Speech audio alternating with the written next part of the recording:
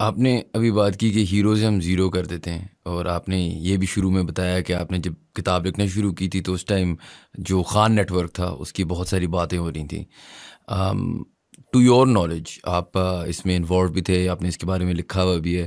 جو ہمیں کہانیاں ویسٹرن میڈیا سے سننے کو ملتی ہیں خان نیٹ ورک کے بارے میں کہ لیبیا کو بیچا تو ساؤتھ افریقہ کو بیچا، نارتھ کوریا کو بیچا، اور ایک آلموسٹ ایک بزنس بنائی ہوئی تھی ہماری خان نیٹ ورک نے of selling nuclear arsenal across the world.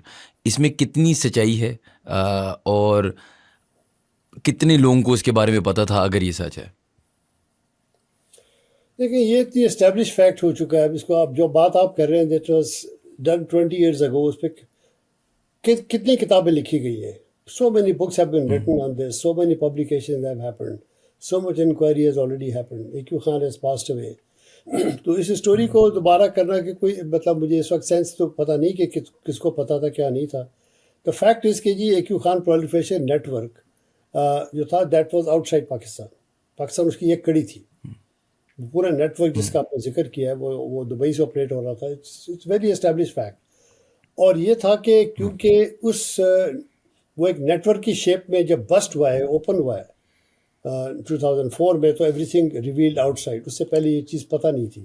تو they were lot of businessmen who were making lot of business money out of this. ان کے نام سارے پتہ تھے. اب آؤٹ آف دا بلو تو مجھے سارے نام اب they died, they are not relevant any more. یا but it was a whole board of network that was functioning.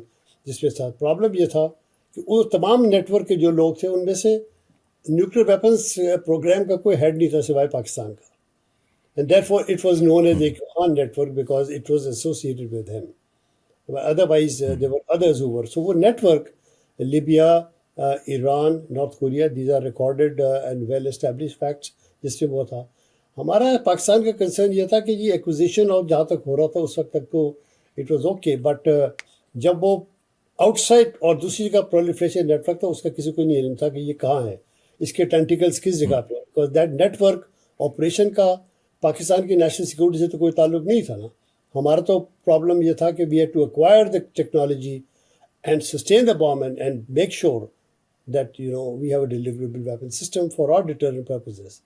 تو ہمارا فوکس اس ایکسٹینٹ تک تھا to protect the programme inside the country. The focus was not what was going out side.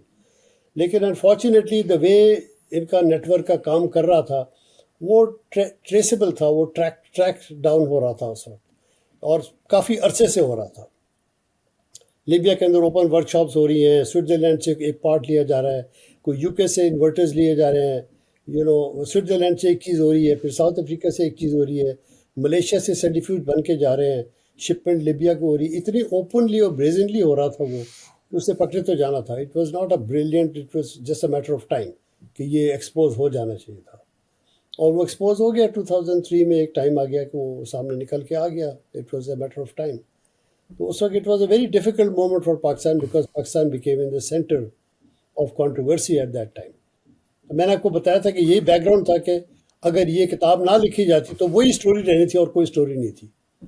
تو ایک proliferation کی story الگ ہے اور پاکستان کی نیوکلیر اسٹوری جو ہے گی it's not the same, it's a different story. بالکل ایک اوور لیپ آپ بالکل کو بالکل. ضرور آتا ہے، لیکن Pakistan nuclear programme is not responsible for the proliferation.